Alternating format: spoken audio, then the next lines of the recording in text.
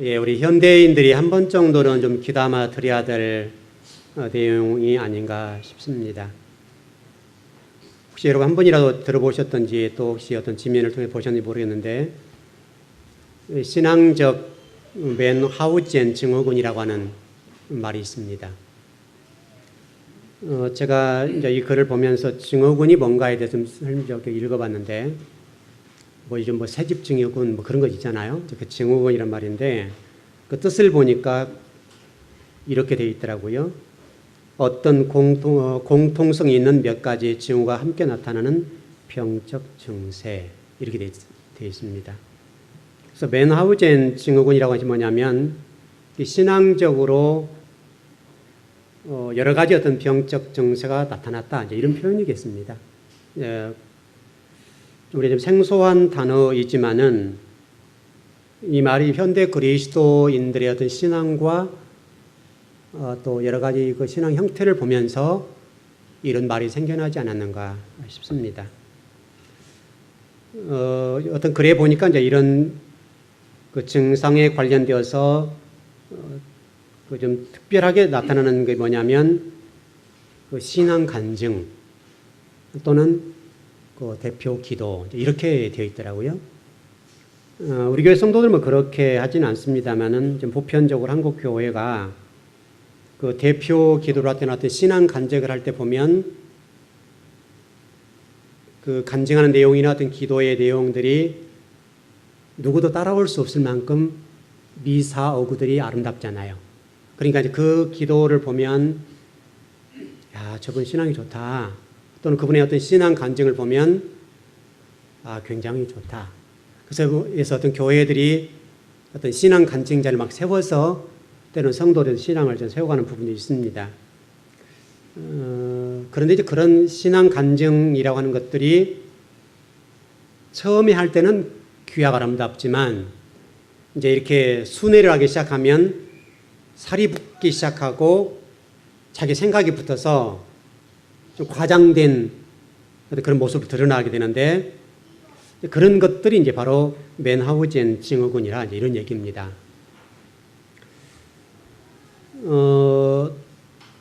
많은 사람들의 어떤 그 신앙의 간증을 들어보면 어떤 성도보다도 자기 신앙이 좋고 어떻게 보면 굉장히 헌신적인 성도라고 표현을 하는 것들 많이 들어보는데요. 그런데 정말 그들의 삶을 들여다보면 간증이나 그 대표 기도하는 내용과는 사뭇 다르더라는 것이죠. 이런 것이 바로 맨하우젠 증후군 현상이라고 얘기를 합니다. 이 얘기는 그 독일의 맨하우젠이라고 하는 사람의 모험 소설 말썽꾸러기 맨하우젠 남작의 모험이라고 하는 글이 있는데 그 글을 미국 정신과 의사인 아셔 A라고 하는 사람이 1951년도 이 글을 따와가지고 이름을 붙인 말입니다. 그래서 이것을 한마디로 얘기하면 꾀병이다 이렇게 얘기를 하거든요. 그거를 이렇게 좀 설명하는 건데 그 내용을 좀 들여다보니 두 가지로 좀 나타나는데 아픈 데가 없는데 아프다고 얘기하는 사람 이런 것이죠. 그러니까 이것을 꾀병이라고 우리는 보지만은 그 아프다고 얘기하는 안 아픈데 아프다고 얘기하는 그 사람 입장에서는 아주 심각한 정신적인 질환이라는 거죠. 그래서 이 증상을 보이는 사람들은 자신의 몸이 굉장히 멀쩡하고 건강한데도 불구하고 반복된 수술을 한다는 거예요. 어떤 경우는 자기가 암 환자라고 착각을 하게 되고 의사에게 그 수술을 강요하게 돼서 의사라 하여금 그 수술을 하지 않으면 안 되도록 만들어지는 어떤 정신적인 질환이라는 겁니다. 그래서 이런 일로 인해서 의사들이 실질적으로 수술해 준답니다.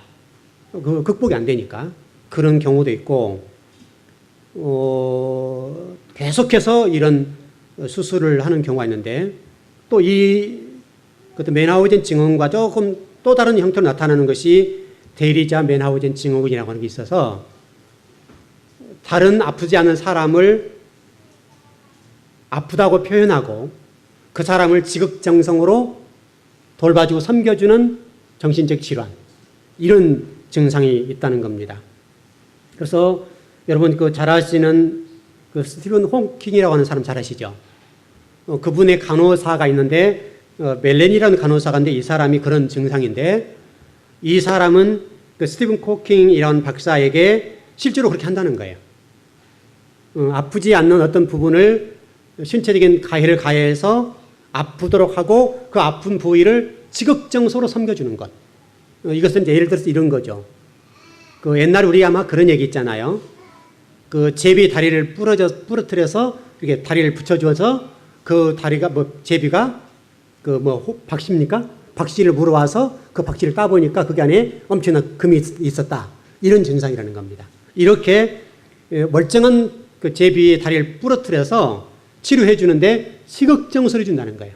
그래서 이것을 대리자 메나우젠 증후군 이렇게 얘기를 합니다. 근데 이런 것들이 신앙적인 행위로 나타날 때는 아주 무섭게 나타납니다.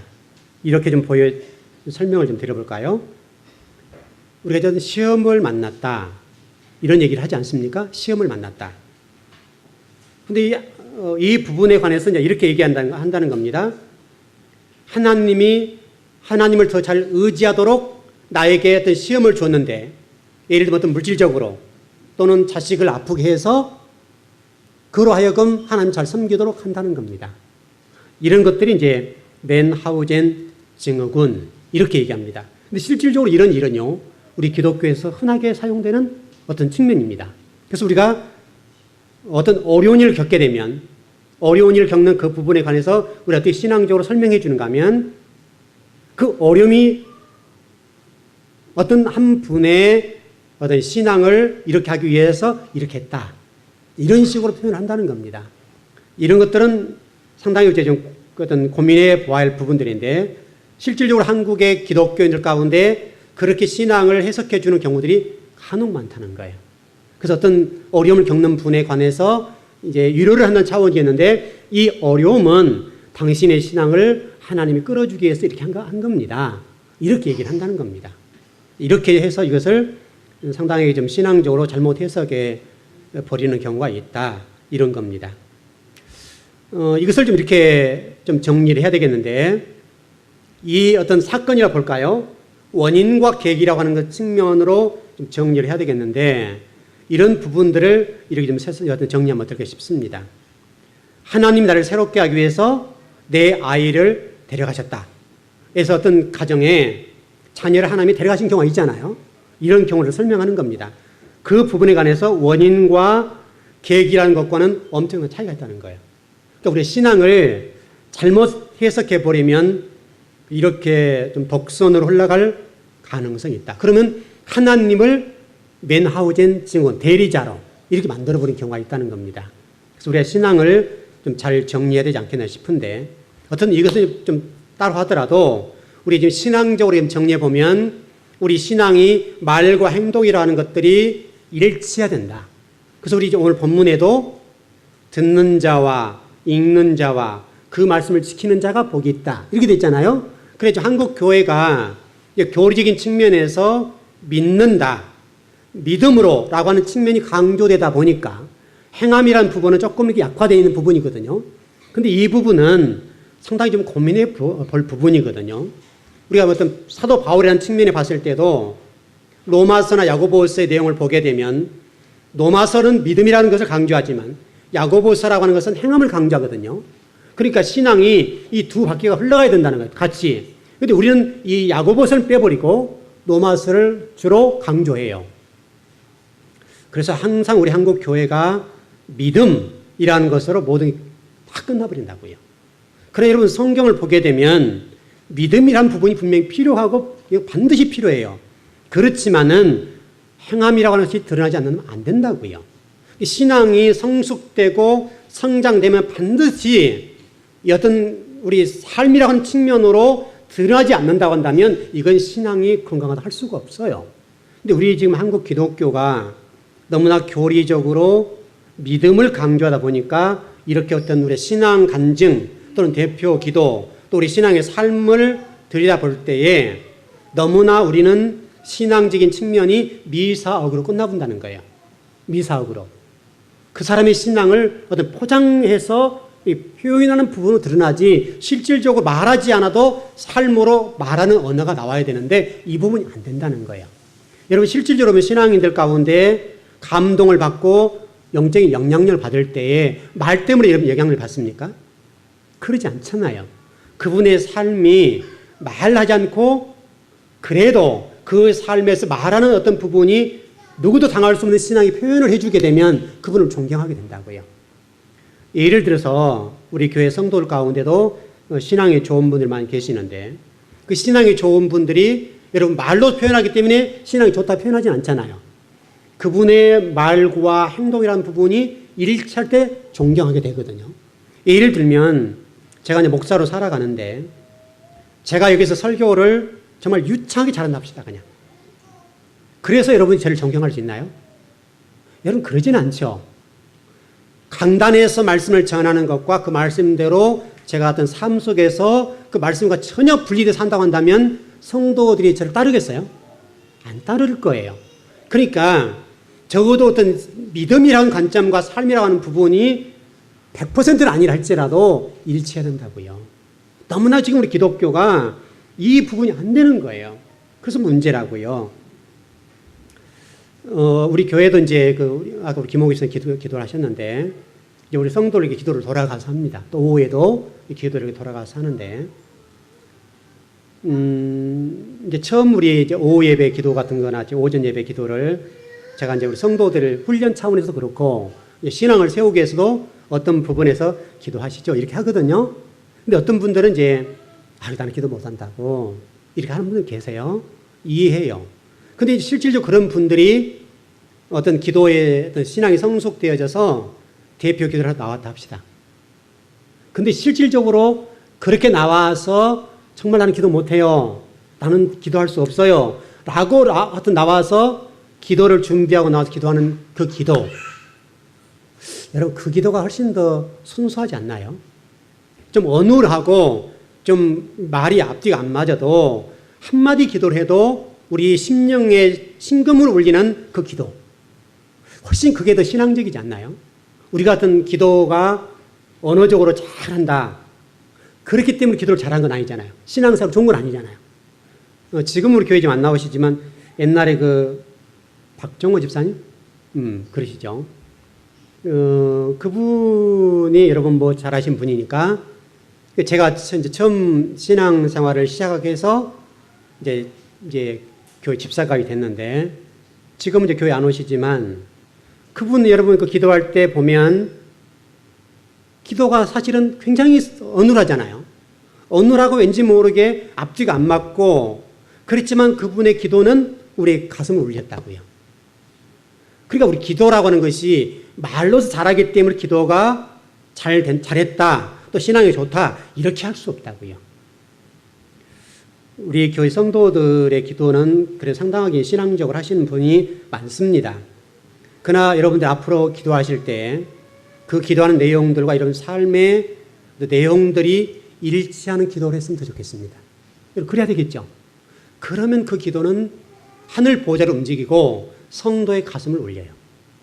그 성도들 하여금 그 기도에 순응하도록 해요. 순종하도록 해줘요. 그 기도 훨씬 좋다고요. 그러니까 가식적인 기도보다는 진실에 나온 한마디의 기도가 훨씬 복될 수 있어요. 그리고 상당히 많은 어떤 기도로 준비하고 나와서 기도하는 경우 바로 이런 내용들을 가르친 것이 요한계시록이에요.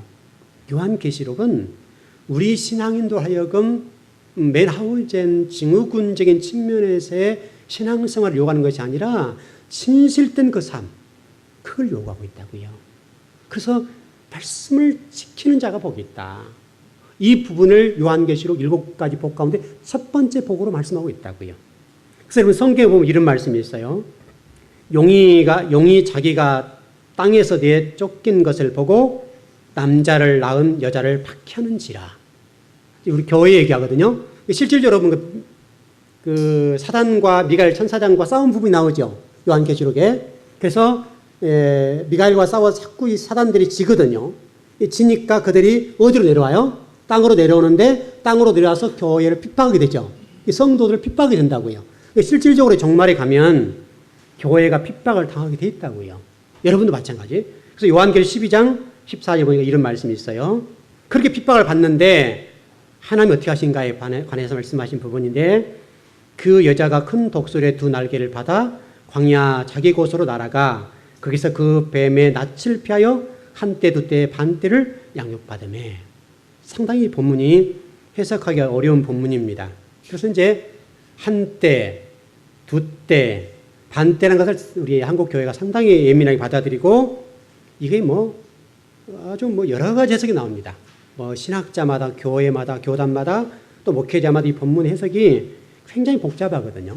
복잡해서 이것 때문에 싸우는데 여러분과 저는 아마 앞으로 이제 더 해석을 해드리겠습니다만은 그냥 간단하게 정리해서 이 부분을 교회 이렇게 보면 어떨까요? 그냥 교회 시대 그냥 우리 인생 이렇게 본다면 간단할 건데 이 본문을 해석해 본다면 이런 거예요. 여기를 보면 양육을 받는다라는 말씀이 나오는데 이것은 하나님 지켜준다는 말이거든요. 근데 앞부분에 보니까 그 여자가 독수리의 두 날개 이렇게 받쳐간다, 업혀간다는 말이거든요. 1절에 이런 공부 한번 했죠. 이스라엘 백성들이 광야를 거닐 때 하나님이 어떻게 하셨다고요? 이스라엘 백성을 어떻게 인도하셨다고 그랬어요? 업고 갔다 그랬죠. 광야에서 실질적으로 굉장히 어려운 삶을 살았는데 그런 하나님의 이스라엘 백성들을 하나님 등에 업고 가셨다. 똑같은 본문이에요. 그러니까 박해 시대가 오고 교회가 어떤 종말에 다가오며 어려움을 겪는다고요. 핍박을 당한다고요. 그런데 올라온 사실은 진리로 무장하고 진리로 살려고 애를 쓰는 사람들에 관해서 또 하나님의 자녀들에 관해서는 하나님 어떻게 하실 거냐 문제인데 양육하신다라고 말하는데 지켜준다 그 말이거든요. 하나님이 이스라엘 백성들을 등에 업고 가신 것처럼 여러분을 등에 업고 간대요. 여러분 오늘 이 말씀을 오늘 받으시고 힘을 좀 얻으시기 바랍니다. 어떤 어려움이 있어도 하나님 여러분을 절대 버리지 아니하시고 하나님이 여러분을 등에 업고 가신대요. 업고. 어떤 고통과 어려움 가운데도 끝까지 버리지 아니하시고 여러분을 업고 가시니까 때로는 어떤 환난이 오고 때로는 신앙적으로 고통이 오고 종말에 가면 어려움이 있겠지만은 그때에도 하나님 여러분을 절대 버리지 아니하시고 업고 간다는 사실을 잊지 마십시오. 하나님은 하나님의 자녀를 끝까지 보호하시고 끝까지 책임져 줍니다. 한 가지 우리 한번 성경 읽어보십시다. 요한계시록 12장 15절입니다. 12장 15절입니다. 상당히 중요한 본문인데요.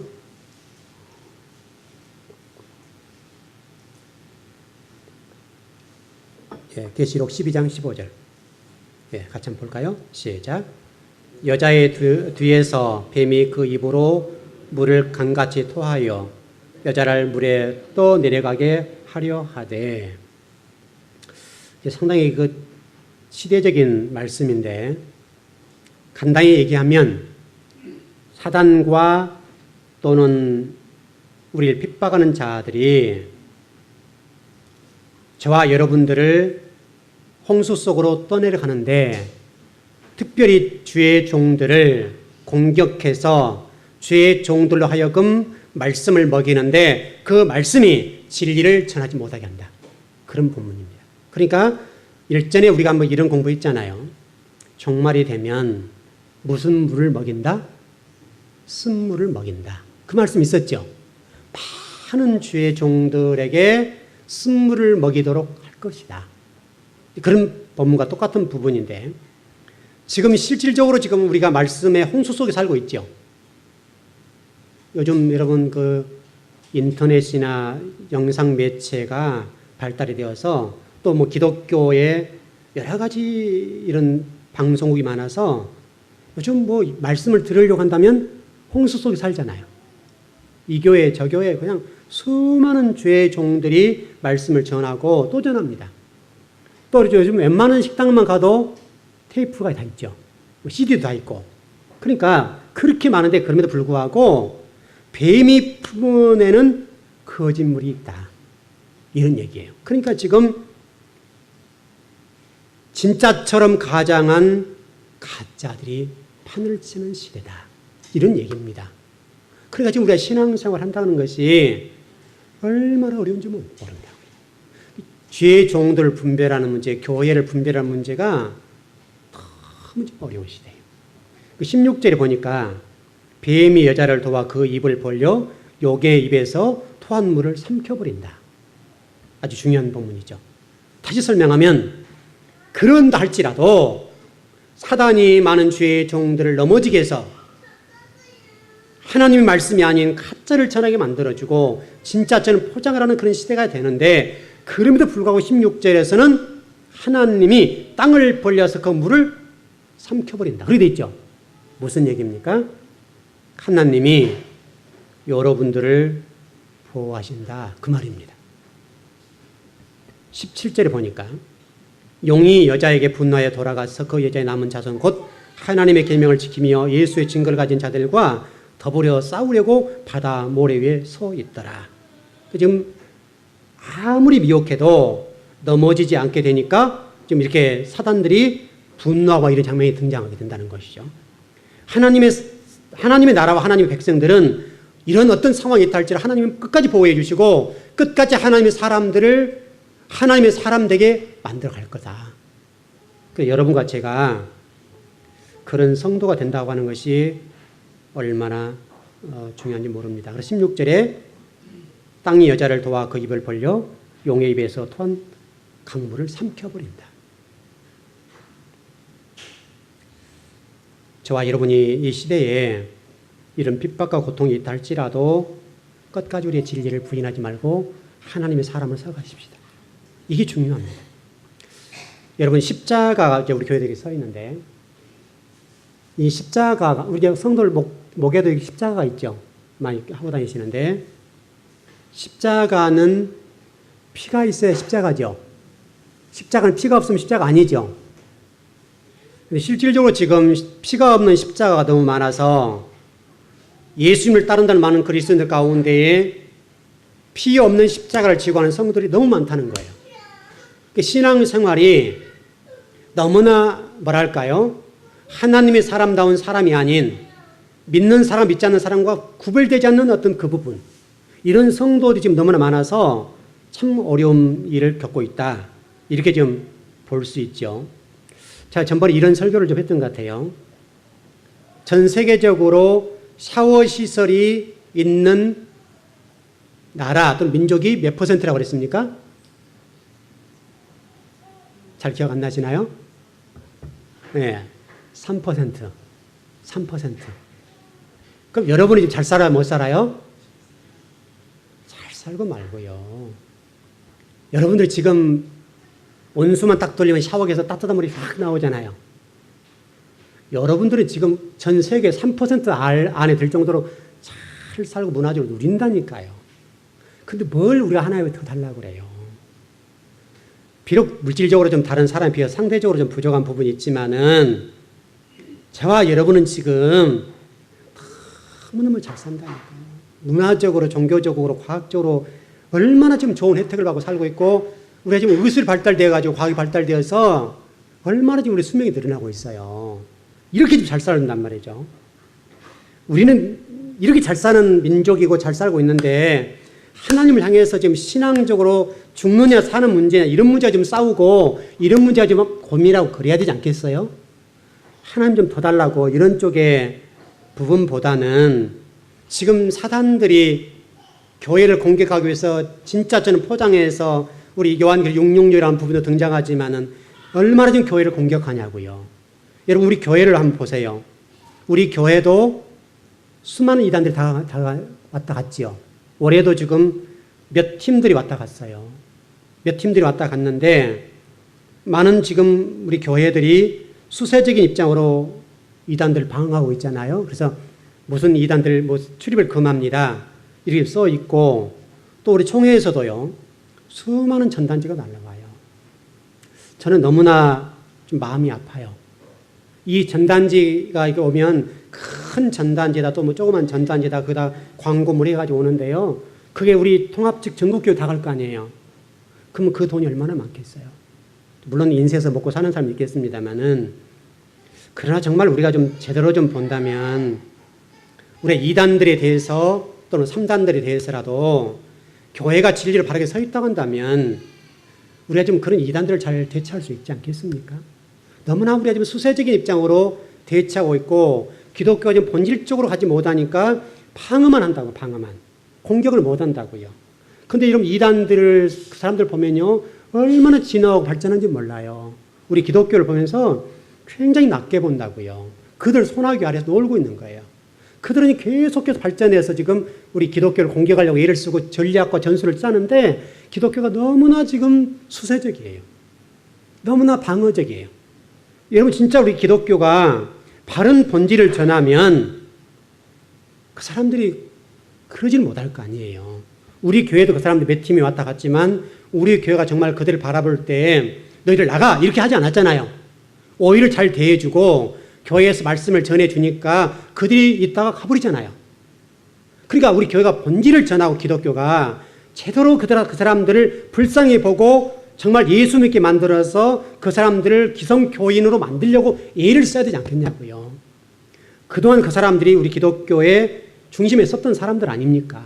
근데 우리 기독교가 지금 잘못 가르치고 진리에 대해서 갈급하게 되니까 그쪽으로 넘어갔잖아요. 그럼 우리 기독교가 좀 이렇게 정신을 차리고 그들에게 바르게 했으면 얼마나 좋겠어요.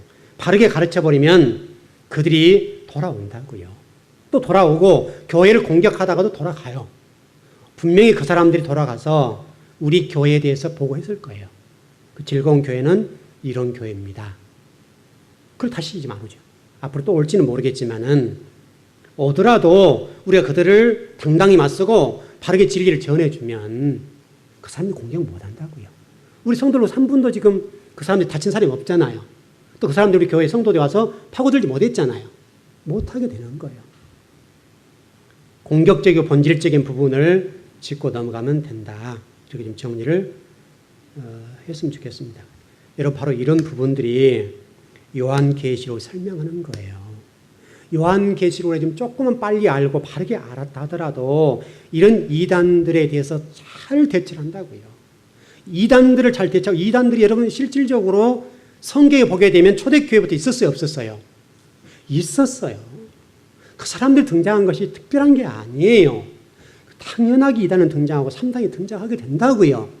기독교가 그를 이미 대처 못했냐고 성경이 알고 있고 성경에 설명하고 있고 그걸 말씀하고 있는데 그 사람들이 더 특별한 사람들이 아니라니까요. 우리가 그들을 왜 너희들은 이단들이야 이렇게 하지 말고 반드시 종말이 오면 올수록 이단들이 등장하게 되고 특히 요한계시록만 제대로 알더라도 그 사람들 대처하고 알고 그 사람들 충분히 물리칠 수가 있고 그들 다시 교회로 유입할 수가 있단 말이죠. 앞으로 이제 그런 공부를 아마 하게 될 겁니다. 그래서 여러분 요한계시록 안에는 좀 장르적인 부분을 좀 공부를 해볼까요? 요한계시록 안에는 여러 장르가 있는데요. 어떤 뭐랄까요? 묵시문학적인 측면이 있고요. 시적인 측면이 있고요. 또는 편지적인 측면이 있고요. 상징적인 측면이 있어요. 그래 요한계시록 안에는 종합적이라고 봐요. 어떤 상징적인 부분이 많이 등장하죠. 우리 통합은 상징적입니다. 상징적인데 제가 지금 성경을 보니까 상징만 가지고는 다 해석이 안 돼요. 그래서 조금 더 보자면 상징적인 부분도 있고 그 다음에 문자적으로 풀어야 될 부분도 있고 어떤 경우는 묵시문학적인 측면으로 풀 부분도 있고 어떤 경우는 뭐랄까요? 이야기 형태로 풀어야 될 부분도 있고 여러 가지예요. 그러니까 요한계시는 상징으로 풀어가지고는 상당히 풀어지죠. 그래서 우리 통합이 상징적인 부분인데 제가 전번에 설명을 드렸던 것처럼 상징만이 가지고 있는 특징이 있어요. 장점이 있다고요. 또 묵시문학적인 측면도 있고 뭐 편지 형식의 어떤 장점들이 있어요. 그러나 단점이 분명히 존재했던 것처럼 우리 교회에서는 그 부분을 좀 종합적으로 풀어보자 이런 얘기입니다. 자, 여러분 요한계시록 1장 1절을 지금 오늘 본문인데 거기 보면 이렇게 되어 있습니다. 예수 그리스도의 계시라. 이는 하나님이 그에게 주사 반드시 속히 일어날 일들을 그 종들에 보이시려고 그의 천사를 그 종 요한에게 보내어 알게 하신 것이다. 이렇게 되어 있습니다. 예수 그리스도 계시. 여러분 계시라고 하는 말의 헬라어로 아포칼리십스라는 단어거든요. 무슨 말이냐면 감추어진 것이 드러난다 그런 말이에요. 그러니까 요한계시록 안에는 그동안 감춰지던 복음이 이렇게 보여지도록 해준 거예요. 그림 정리를 했으면 좋겠고요. 이런 측면이 요한계시록 안에 있다. 이런 겁니다. 여러 가지 좀 정리가 가능한 부분들인데요. 요한계시록 안에 이제 그렇게 풀어야 할 부분도 있고 또 상징적인 기승전결, 어떤 묵시문학적인 측면으로 풀어야 할 부분도 분명하게 있습니다. 좀 정리를 해 보십시다.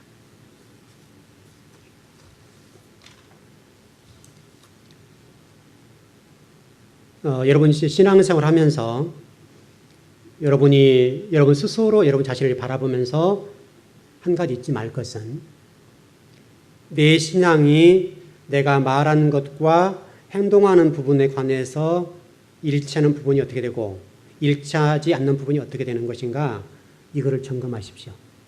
오늘 이 어떤 예배 시간을 맞이해서 여러분들이 그것을 일단 정리한다면 내 신앙에 무엇이 문제인지 분명히 그것이 정리가 될 것이고 그게 정리가 되면 내 신앙관에 있어서 어떤 것이 잘못되고 있고 어떤 것이 잘하고 있는가를 분명히 볼 수가 있을 겁니다.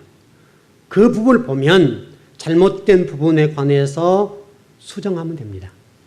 우리가 완벽할 수가 없으니까 그렇게 해서 우리 신앙의 장점과 단점을 정리하고 단점은 보완하고 장점은 더 발전시켜서 여러분 신앙을 이 종말에 맞도록 만드십시오. 지금 시대에 맞게. 지금 시대에 여러분 신앙생활을 잘못하게 되면 정말 감당할 수가 없습니다.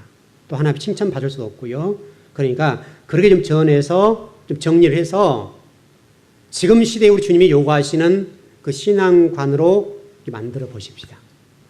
특별히 앞으로 요한계시록 깊이 좀 들어갈 텐데 한 절 한 절 공부해 나갈 때에 구체적으로 설명하겠지만 지금 서론적인 부분을 공부할 때 일단 큰 틀을 좀 정리해 놓고 내 신앙이 아버지 글을 써보세요.